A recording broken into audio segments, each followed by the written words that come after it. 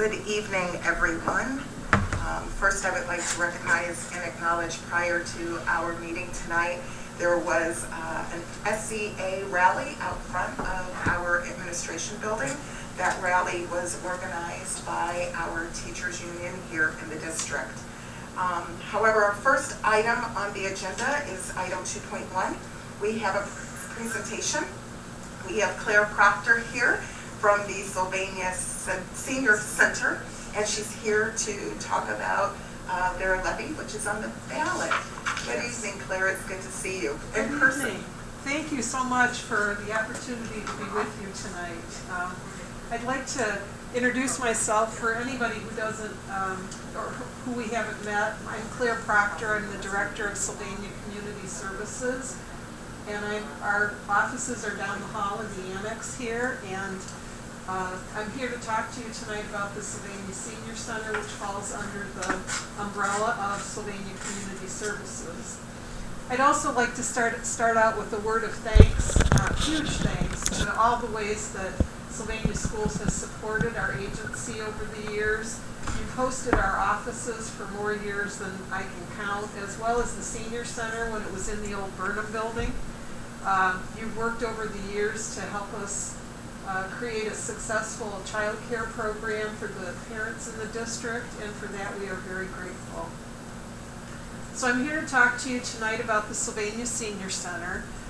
It's been in its current location since 2002, but it's actually been in existence since the late 70s. The generous citizens of Sylvania and Sylvania Township have always passed an operating levy so that the Senior Center can help pay for its expenses. So we're going to be on the ballot this November for a renewal. It's a 5-year levy. It's 0.42 mils, which is less than half a mil. The levy makes up 77% of our total budget, and the rest of our funding comes from grants and some fees. So we're on for a renewal, which costs $11.37 annually for $100,000 of property value. So $23 a year on a $200,000 home. This is not a new tax. We are issue number 12. We serve approximately 180 senior citizens a day, by them either coming to the center or through some of the outreach that we do. Some of our essential services include transportation. We pick up seniors, bring them to the center, take them back home. We have some home maintenance programs. We offer a noon meal each day. We have education and fitness classes and supportive services like blood pressure checks, help with filling out government forms if people need help with that. We have computer classes, art classes, a wood shop, and many opportunities for the seniors to socialize, which helps fight isolation in the elder population. Some of our participants have also participated in some Sylvania Schools programs. There's been many opportunities where we've done some joint programming. Your Career Tech program at Southview hosted an open house for our seniors not so long ago. McCord Junior High provided fall leaf raking to seniors for several years in a row as a service project. The horticulture program brings flowers to the center. Your food services have provided a soup lunch during our health fairs over the years several times. And there have been many other partnership examples over the years for which we are very grateful. So I'm here tonight to ask for your endorsement for our 5-year renewal at 0.42 mils, which you have so graciously given us in the past. You've given us your endorsement.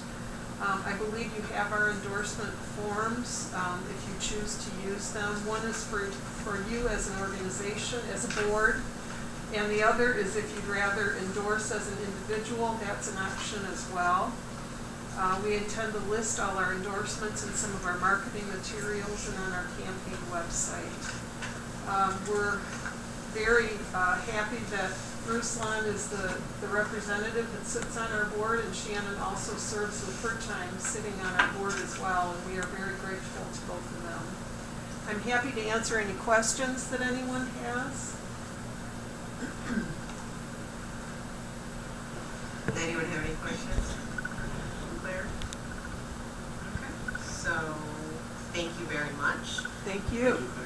Thank you, Claire.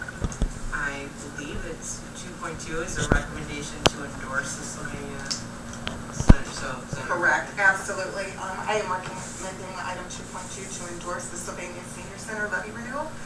We do have a resolution attached that we will have signed at a later time, but I do recommend approval.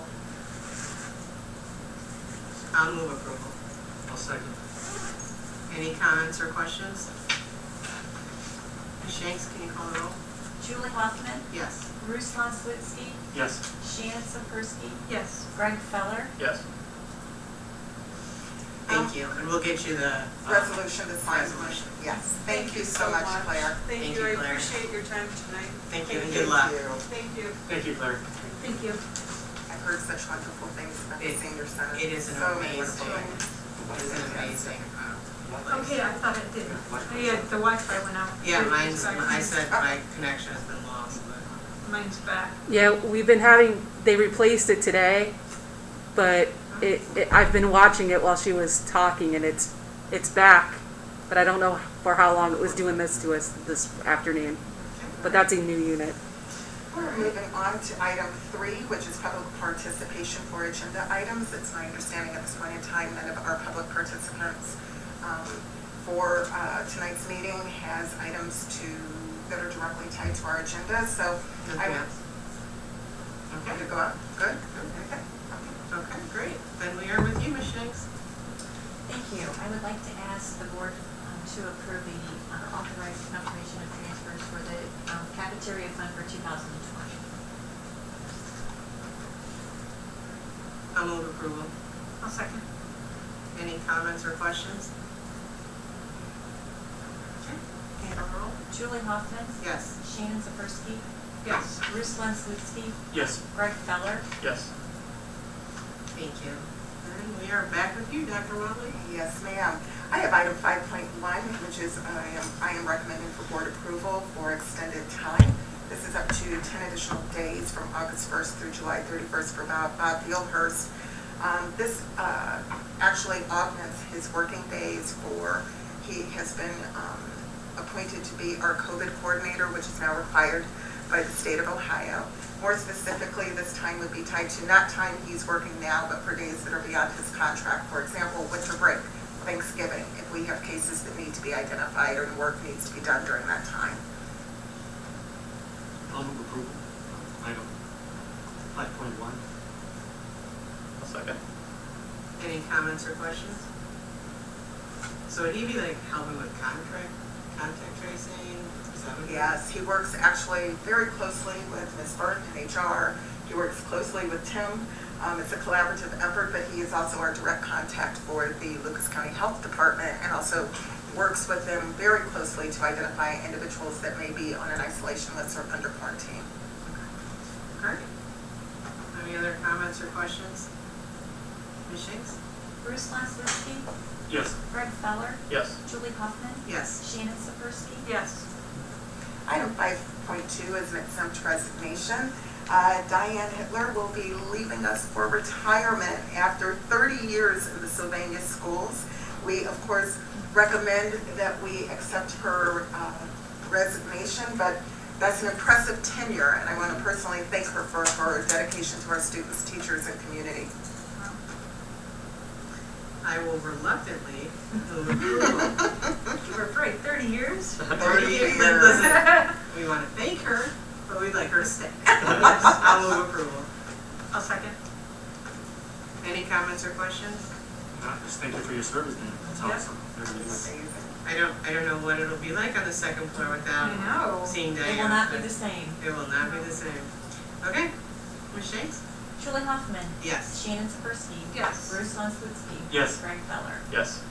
Item 5.3 is the recommendation for approval for the preschool program handbook. This is an annual item that should be approved each year, and we're bringing it forth at this point in time.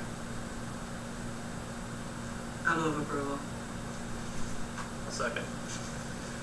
Any comments or questions? Ms. Shanks? Julie Hoffman. Yes. Greg Feller. Yes. Shannon Saferski. Yes. Bruce Wenslerski. Yes. The next several items will be recommended on a consent agenda basis. Item 6.1, academic supplemental resignation. Item 6.2 is a change of status from co-advisor of youth to youth from the August 24th, 2020 board report. We also have item 6.3, which is a licensed extra duty. 6.4 is a licensed retirement, which that is Ms. Betty Boswell, who has also had a long tenure here in our school district, 27 years with Sylvania Schools. Congratulations to Betty and her retirement. We certainly wish her well. In addition, we have item 6.5, licensed substitute resignations. Item 6.6, licensed professional development committee, LPDC, commonly known as. Item 6.7 is specifically related to extra hours for a supplemental position. We also have item 6.8, licensed solemn mentors. Please note for item 6.8, some of these hours will be funded through our federal funds, is my understanding. And that's a great way of extending general fund dollars because we are using alternative funding to support the mentors for our new solid teachers. It always is beneficial to use some alternative funding to extend our general fund dollars. So that's a good piece to recognize. Also, item 6.9, there is a change in status from the football 7th grade coach on August 24th, 2020, the board report, to volunteer coach. We have item 6.10, supplemental positions for the 2020-2020 school year. Item 6.11, licensed substitute teachers. 6.12 is a licensed home instructor. 6.13, just so everyone is aware, we have a change in status from the co-assistant coach on the July 3rd, 2020 board agenda. We also have item 6.14, licensed RESA mentors. And item 6.15 is the consent agenda recommendation for approval.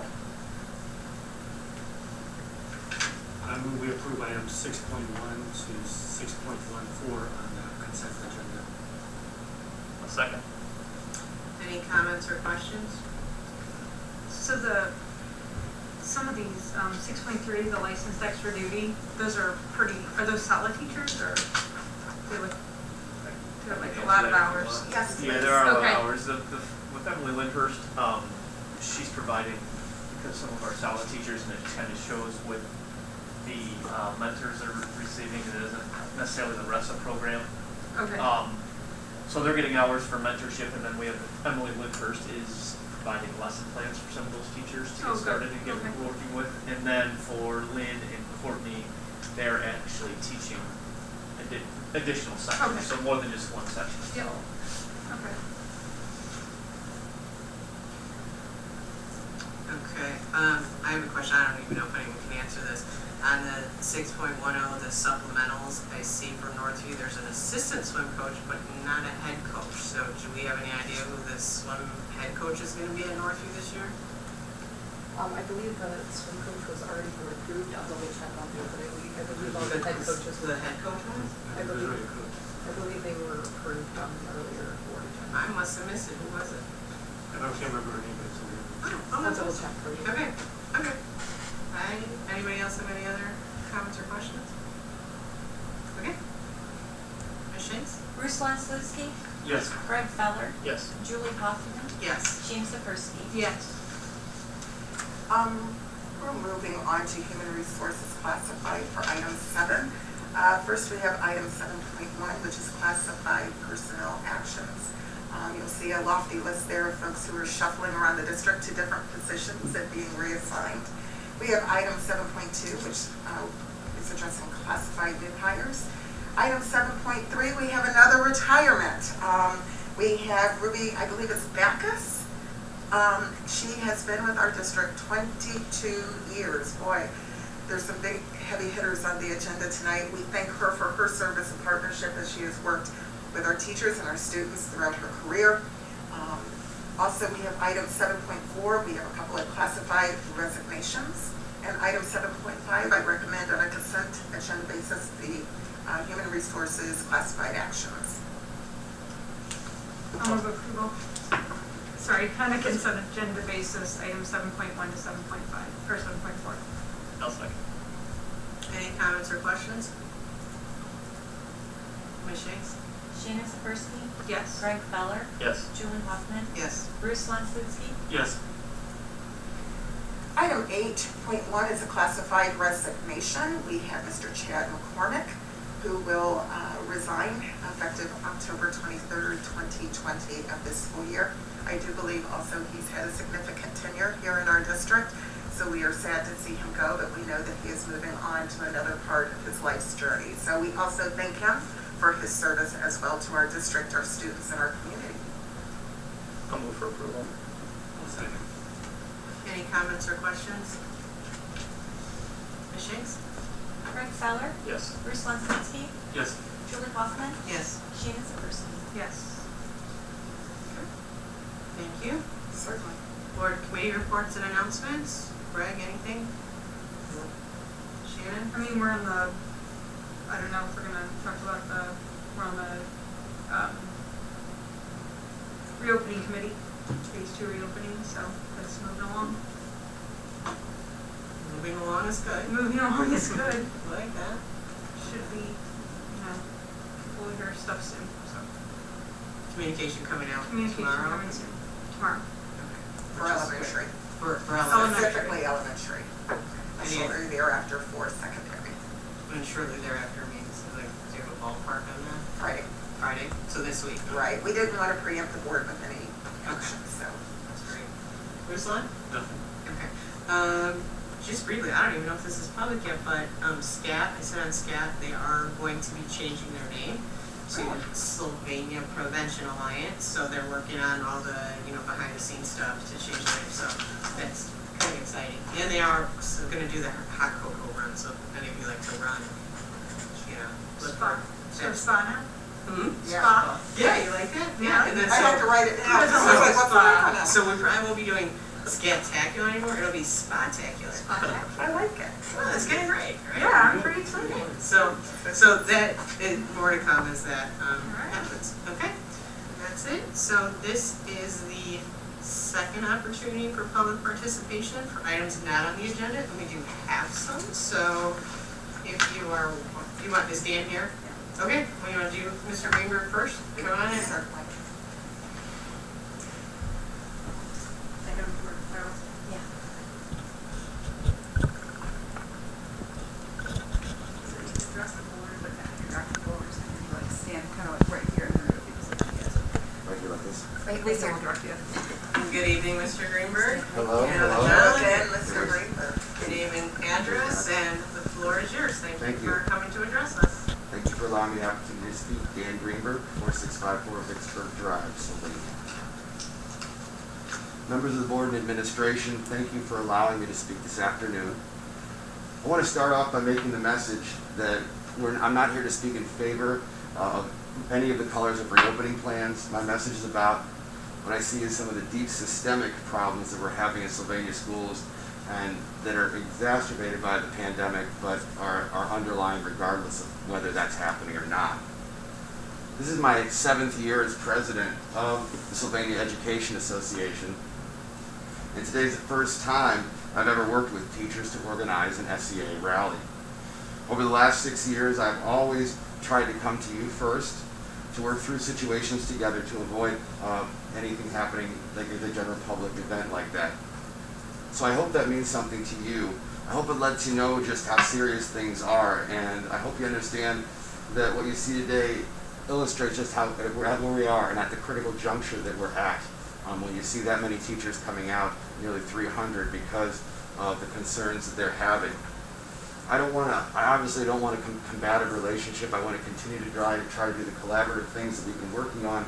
I've worked with many of you for many years, and even now, even though we rallied ahead of the meeting, I see you as good intentioned individuals who want to do right by Sylvania schools and our community.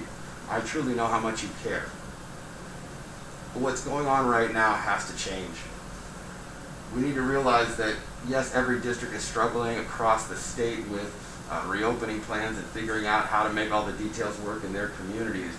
But what we're struggling with is the systemic failure that, again, that predates the pandemic and reopening schools. And we need to do something to address that. If I call any three of you in this room with a question, I am almost certain to get 3 different answers. When a situation needs to be addressed, I literally spend hours trying to figure out who the person is who's actually driving a decision so I can share problems and advocate for teachers and students. In this system, we teachers can't get answers to basic questions. We're absolutely willing to do whatever it takes for our students, but we are getting no answers to the specific questions we have, just general reassurances that are anything but reassuring. What are the specific cleaning protocols happening daily in classrooms? What is being done to ensure rooms are clean when the custodian is out sick and there's no substitute? What safety measures are going to be in place when we go green? Will we have plexiglass dividers around each student desk? What are we doing in high school classrooms with 30 students in a class and no ability to social distance? What are the metrics we are using to decide if it is appropriate to stay green or move to a yellow or red plan?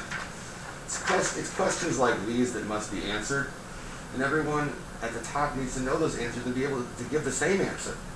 And as situations change, I'd like to see you to ensure that we're all getting the same and the latest, most up-to-date information, and that the pieces of information are communicated clearly to teachers and parents.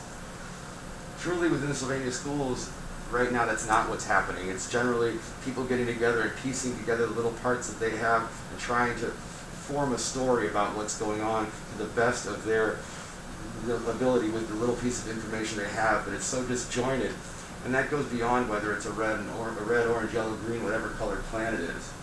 We as teachers can't do our jobs to our fullest without having the clear, consistent answers and expectations of what's going to be happening in our schools. Not only do we need that consistent, clear communication, we need to have a voice in district decisions. Countless times this year, the classroom teachers are among the last ones to be consulted, yet they're ones who often have critical knowledge or perspective that determines whether something is feasible or not. I know there's been some talk about switching classrooms and how that might help with social distancing, and I think that that's a laudable piece to be doing. But I think it's important to know that maybe it would change the tactics and change the strategies and change the direction if we knew right up front that the teachers recognize that there could be a little bit of social distancing gain, but there are a whole bunch of other factors that go into it. And given, it's not like we're talking about maybe switching a classroom of 40 with a classroom of 10. It may be about moving one of 24 or so to a classroom with 18 or so. Even that, the idea of making those kind of moves, the teachers said, given all the aspects of things out there, they would like to stay in the classrooms that they're in. If we know up front that there are other aspects that are going into it besides the measurements and the social distancing piece, it might make all of us go on a different tack as we try and figure out the best way to reopen schools. It might not have us going down certain paths only to have to reverse track. The time and energy we're spending trying to get answers and worrying about what is happening from minute to minute in the district takes away from the time and energy we could be spending with our students. What I'm urging you to do on behalf of Sylvania students and teachers, one is figure out a communication strategy. Figure out how you can all get on the same page and communicate with one voice. Figure out how all the well-intentioned ideas that you have can get funneled in through one person or one voice, so teachers and administrators are not driving yourselves crazy trying to figure out what's going on with the next plan or proposal. Work with our superintendent to make sure that she and you are on the same page so that if a teacher or principal calls or emails Dr. Motley or you, they're going to get the same answer, no matter who they contact. And the other piece is please consult teachers first. Trust us. See us as the education experts that we are, and we truly understand the impact of decisions that are made. We know that COVID is not going anywhere. We know we're going to face many tough situations. In order to get through this, we know we're going to have to work together. And I sincerely hope you'll listen to my words and the words of the other teachers who are here today so that we can make decisions that are best for Sylvania's children. Thank you. Thank you. You can hold on. I normally don't do this, but I don't know if anybody has any questions or comments for Dan this year. And it's fine if we don't. I would say thank you, Dan, for coming. And I'm not going to speak for anybody, but myself, and I think everybody would agree, we do, definitely trust teachers. We want to hear teachers' voices. I think, we try to listen.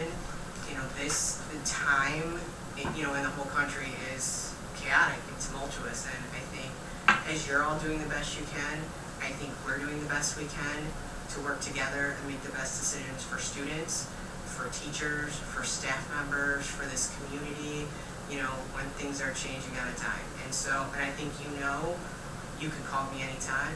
I've never not taken your phone call or any teacher or staff member's phone call. I'm willing to meet with anybody, talk to anybody. And I would say to you, I mean, I can't speak to why anybody would be calling 3 different board members and getting 3 different answers. I don't know why you called 3 people, but if that is happening, I mean, I'd say it's a simple phone call. Or to one of them, the second one you call, why isn't it like, hey, Ruslan said this, like, help me drill this down. Because if you ask me that, I'm going to help you drill down to what the real answer is. You know that, Dan. I'm going to help you find the real answer. I'm not going to be like, okay, well, pick the one you want. Like, I'm going to help you figure it out. You know, because I think we all, everybody in this room, all of your teachers that are here, all of our staff members, we all want the same thing. Absolutely. And I think that's what always gives me the hope as a leader in this district and working with all of you as leaders in this district and the things that we've accomplished in the past. It's my hope that we can find a way to have some systemic communications that through all these changes that we can work together and that we can be in the same place and moving and pushing in the same direction moving forward. That's right. I agree, and I think we were working on that. I think it was just September 29th that, you know, maybe the week before you and I spoke about, you know, some of the communication issues, and we set up a meeting, you know, we had 2 board members, you and a colleague, and Dr. Motley, and we talked about, and that was September 29th, and we talked about the systemic issues and how we were going to work on fixing them, and then like a week and a half later, there's a rally. So, I mean, that's a short period of time. I don't know how we could have failed so poorly in that short time frame. You know, and if we did, I didn't get a phone call that we were failing, so that, you know, I could try to address it. So I guess I'm a little confused about that, because that was like September 29th. And we were talking, like, we're willing to deal with the systemic issues. I acknowledge them, and I'm willing to deal with them. And I think everybody sitting at this table is willing to deal with them. But we all have to work together. And then, you know, if something happened between September 29th and last week when you guys planned this rally, I didn't hear about it. I don't know if my colleagues heard about it, or, you know, Tim or Veronica, or at least I don't know. I know I didn't.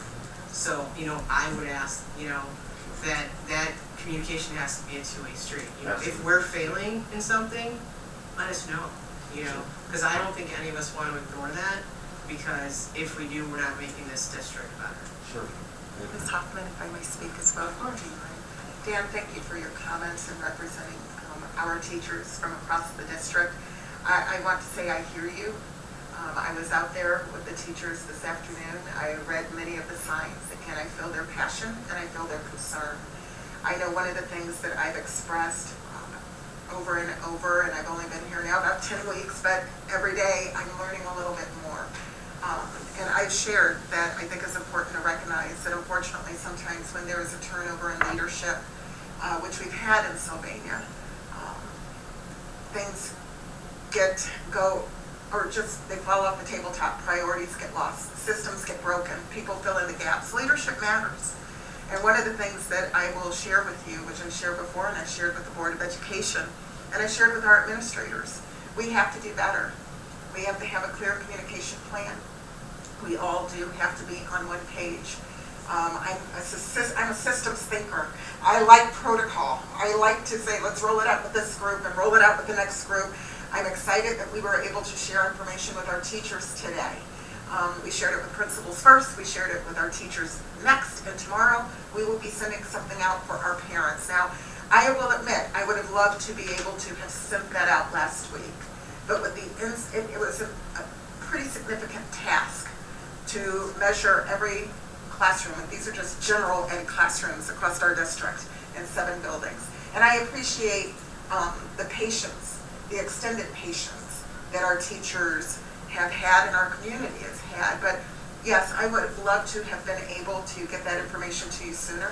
I want teachers to know what's coming down the road. Look, I'm still a teacher at heart, always will be. I like to schedule things. I like to know what's coming. And right now, I will tell you sometimes the information we're getting is not timely. And as soon as we think we have something perfectly done, we find out there's more information. So I look forward to our continued conversations. and our continued way of working together and keeping those communication lines open. And I tell you, as the superintendent of this district, we will do better. Because I think things have kind of maybe lost their way over time. That happens sometimes in a large organization, and there's a platform called organizational change. There's a big theory with how that works and what that looks like, but I'm certain that with our support of our community and our administrators and our Board of Education, who genuinely works very hard and gives a lot of their time and often goes unnoticed and underappreciated, we'll get on the right track that what we can do to make this community stellar, because it already is, but we want to go a little bit further. So thank you for your time this evening, and I appreciate you coming in and talking to us personally. Thank you very much. And I would Cheryl. say, it's fair to expect one answer from the board, and as a board, the 5 of us, if we need to do better working with each other, we'll work on that. Yep. Like, help us work on it, if you're getting different answers, let one of us know, because otherwise we don't know there's an issue, right? Thank you.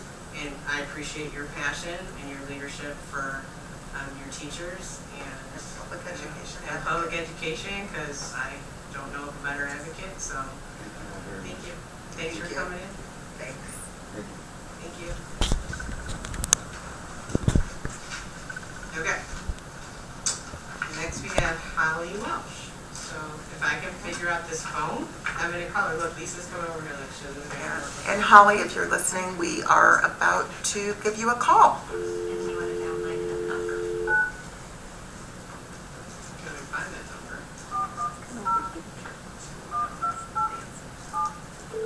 Yeah, good.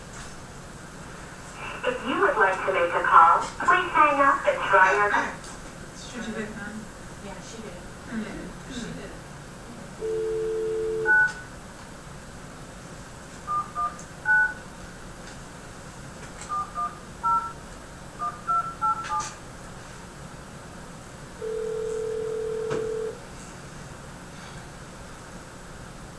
Hello? Hi, is this Holly? This is. Hi, Holly. This is Julie Hoffman calling from the Board of Education. Hi, you want to address us, so if you could just state your name and address, and then the floor is yours. Sure. My name is Holly Welch, W-E-L-S-T-H. My address is 4525 Granville Court, Granville, Toledo, Ohio, 43615. Okay. Floor is yours, Holly. Okay. My name is Holly Welch. I'm a 29-year veteran special education teacher. I'd like to first say thank you for the opportunity to speak with you this afternoon. I realize that teachers from many areas of expertise and grade levels are sharing how administrative decisions are impacting their specific areas of concentration. So I will try to be brief. I am representing an area of teaching in which many of our students are some of the most vulnerable.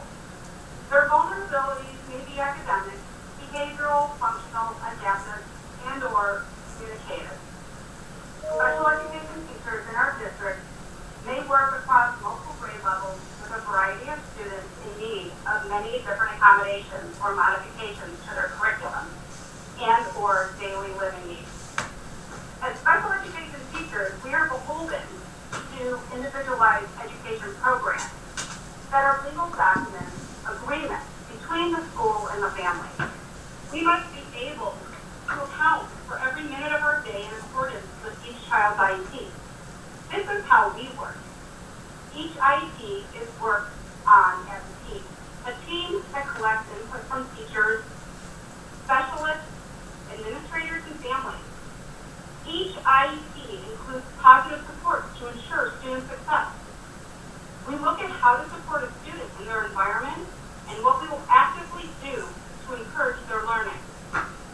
Each IEP clearly states what we will work on, how it will be worked on, who is responsible, where the work will take place, how much time is needed, and how often we will report progress to families. As time-consuming as these IEPs are planned for and right, they really do provide a clear and concise plan. This is what we need from our district administration. A true team approach. A plan that explains the what, the who, the where, the when, and the how. A plan that ensures everyone on the team sticks to their responsibilities. A team that communicates with all members. A team that makes decisions about the next move based on the input of those involved. A team that knows that success is achieved if everyone works together.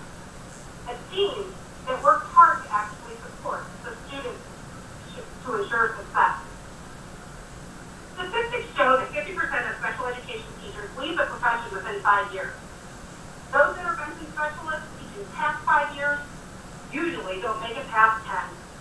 I am an anomaly, teaching in an area of special ed for 29 years.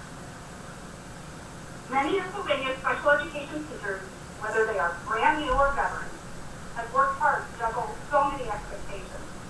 Expectations to follow state and federal laws pertaining to special education. Expectations to learn and implement Schoology. Expectations to accommodate or modify work in multiple academic areas for multiple grade levels on 2 different platforms. Our moderate to intense teachers are expected to schedule cleaning throughout the day. Sylvania has always been known for their outstanding special education services. I am proud to say that I have been part of such an exceptional special education team. Many of my colleagues feel the same way. Unfortunately, we are tired. Tired of juggling. Tired of not having a voice when it comes to decisions being made about our classrooms and our students. We want to be part of the Sylvania District team. We want to be treated as professionals and experts in our field. We want our input to be respected as a vital part of the plan that needs to be more clear and concise. A plan that, frankly, in special education terms, is a section addressing progress monitoring. A plan that actively supports all Sylvania staff members in their roles and responsibilities as it pertains to safely returning to school for both students and employees. Thank you for your time. Thank you very much.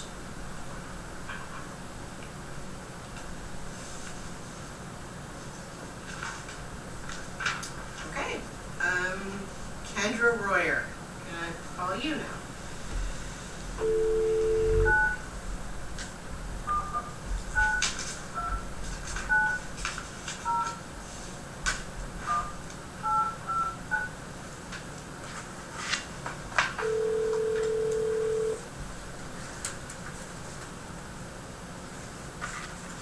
Hello, Hello, may I speak with Kendra Royer? speaking.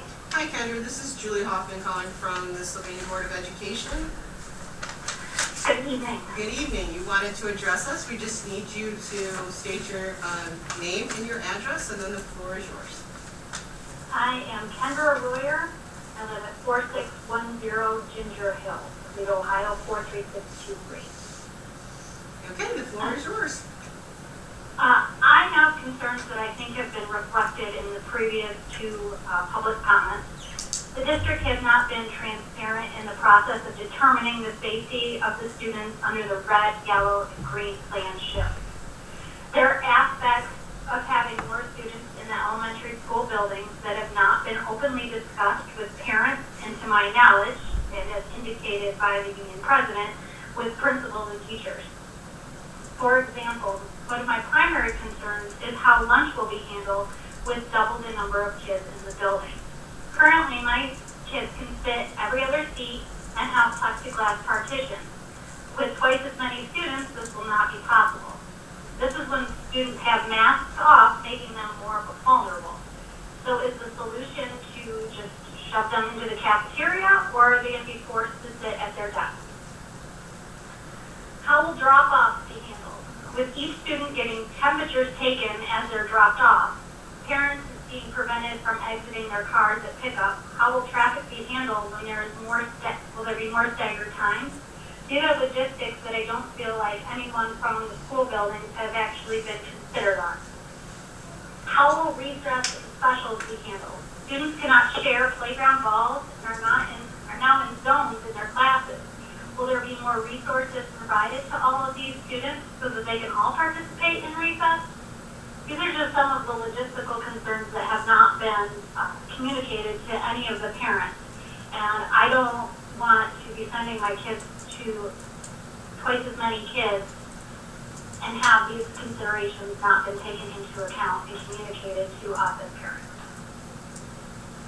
Okay. That's all. All right.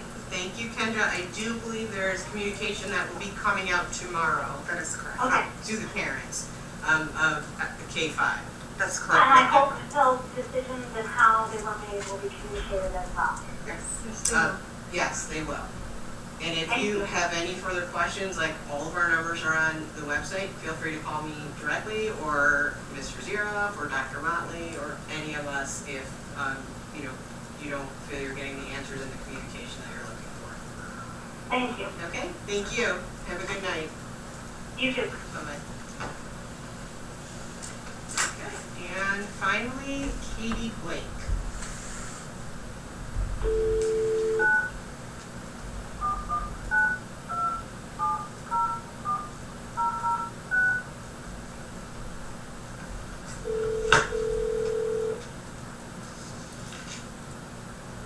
Hello? Hello, is this Katie Blake? Yes, it is. Hi Katie, this is Julie Hoffman calling from the Sylvania Board of Education. Hi there. Hi, we had a request for public participation, so stated that your name's Katie Blake, so if you could just state your address, then the floor is yours. Okay, my address is 5730 Centerview Drive, Sylvania, Ohio, and my phone number is 419. Oh, you don't have to say that. Don't say that. You're on YouTube. You're on YouTube. Let me stop you. Okay, the I floor thought is there was a phone number part there. No, only so I can call you on the email, but you really don't want to put that. You don't want to put your phone number on YouTube, so. Okay, no problem. I won't. Thanks for stopping me. No problem. So the floor is Okay. yours. All right, so members of the board, thank you for allowing me time to speak with you tonight. As I stated previously, my name is Katie Blake. I am in a unique position of being both a parent and educator in Sylvania schools. My son and I both call Sylvan Elementary home, where he is a first grader and I teach kindergarten. This evening, I'd like to tell you a little bit about my classroom. I take a great deal of pride in my classroom, making it a safe, welcoming, and developmentally appropriate space for my students.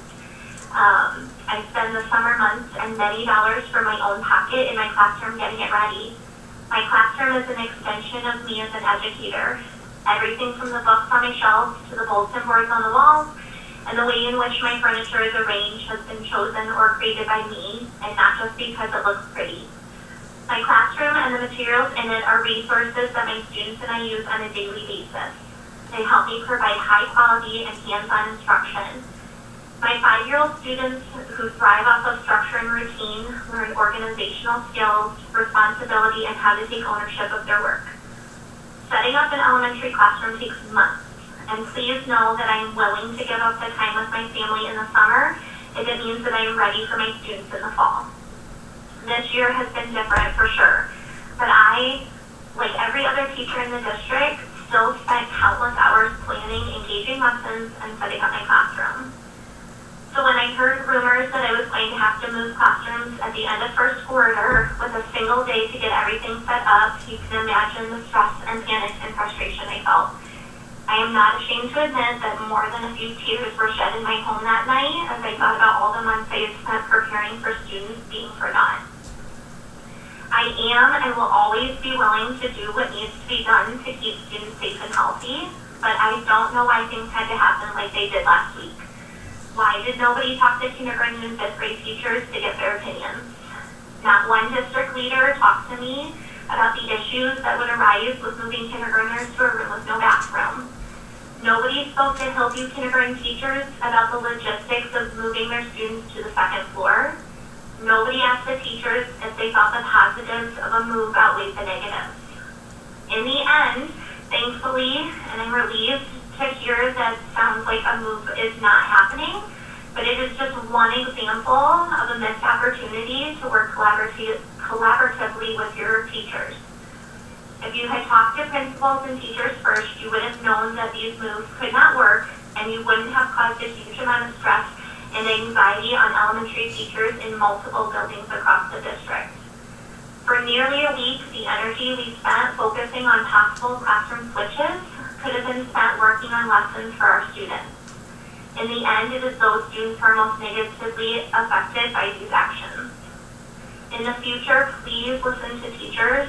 Please hear our expert opinions as a first step, not the last ones in the process, so that we don't waste time and resources and so that teachers can focus on our students. Thank you. Okay, thank you, Katie. And I have to say, like, that, I mean, I don't know that we were planning on moving classrooms. I think that might have just been a rumor, because the first I heard about it was in the last couple days. So I don't think that that was a plan that was set in motion to happen. I don't know if conversations were happening. I know that rooms were being measured. But I don't think it was in anticipation of shuffling you all around. We know Can how I- hard you all work. Yeah, Like, Shannon. okay, Shannon wants to so I'm address on the, Greg and I are on the committee and worked on this, and, so we were going to make recommendations if, just to let teachers and principals know where there was more space in their buildings. It was always going to be up to the teachers and the principals if they wanted to move. Nobody was expecting anyone to move in a day. These are all rumors. I talked to several teachers and principals before we were making any of these recommendations. So honestly, it's really frustrating because we did do all of these things. I think, Katie, you know I talked to a kindergarten teacher prior to any of this. So, I mean, we really did do a lot of background work, and some rumors got out, I guess, early, and we really need people to ask if they're Address it directly. address the rumors. Like, if you hear the rumors, instead of spending a week and, you know, having the tears, because we don't want that. I mean, I'm guessing it sounds like you know Shannon. Call Shannon, call, you know, Mr. Zeroff, call any one of us, you know, and say, hey, is this true? Because we'll tell you if, you know, if it's just a rumor or, you know, really what's going on.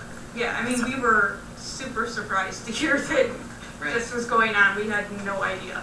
If I may also add, Thanks, I appreciate it. I think it's sure. a good example of just the breakdown in communication between, you know, the people making the decisions and us. So I appreciate, you know, reaching out, being able to reach out to you. But it when it was communicated to us, we did not feel like it was just rumors. So, I mean, I don't know where you got the communication, but we didn't send a communication till today. Yeah, we didn't. Like, it just went out today. I mean, as far as I mean. if I could also Yeah. add, when I actually did the reopening phase 1 or phase 2 elementary presentation about 2 weeks ago, September 30th, I believe, I did mention that we were exploring a number of opportunities, challenge, what do we have to overcome, what are we not thinking about, and one of the possibilities that was presented was that could we move classrooms to create larger learning environments and create a greater amount of social distancing for our students and our teachers. I will tell you, immediately following that meeting, we met with our building principals from each elementary school and garnered their feedback about their individual buildings, what it would look like, what it would take, what type of timeline. We did ask those questions because one thing with my leadership style, I do not believe in making decisions in isolation. Mr. Zeroff was part of that conversation. We met with them on a Friday afternoon and said, talk to us, what are we missing? What will this cause? What will it look like? Then we had also a communication from SEA. And I told SEA from Dan Greenberg, I'm still collecting some more information because I want to make an informed decision. I want to hear from people. I want to go to the buildings. So please know, although you may not see that happening on the outside, please know that steps were being taken and conversations were taking place in order to explore what this may or may not look like. We've had discussions and arranged for pods to be in each elementary building because the feedback from our teachers and from our principals, no one wants to put their items in a storage area down at the bus garage. It would be much more conducive to have an individual pod at each individual elementary building. That was a result of feedback from teachers and principals, just for an example. So please know, although it may not have trickled back to you, and it's unfortunate that there was another storyboard that was created out there, please know that we truly are asking questions. We are exploring opportunities. We want to know the challenges before we roll something out. My personal approach is I want people to poke holes in it before we share it with anybody else so that we can really roll out the best product possible for our students and our families and our teachers. So thank you for sharing your thoughts and concerns. I appreciate it. Thank you. Thank you, Dr. Motley, and thank you, board, for your time tonight. Thank you, Shannon. And we definitely did not want to, I mean, the idea came up with the kindergarten classrooms, but I was like, no, there's bathrooms in the classrooms, you know, like, that was not something we were, Contemplating. yeah, it's just like, Okay. they're bigger. You know, obviously they're the biggest Yeah. rooms in the building, but they also have bathrooms, so it wouldn't make sense to switch the kids out. I mean, like Dr. Motley said, we were vetting all these things, Okay. so. Okay. Thank you. Thank you, Katie. Have a good Have a night. great night. Uh-huh. You too. Bye-bye. Bye-bye. Okay, did anything else come in, Amy? Okay. No? Okay, well, then with that, I move we go into executive session for the purpose of, Safety and security of students. okay? Second. You can call the roll?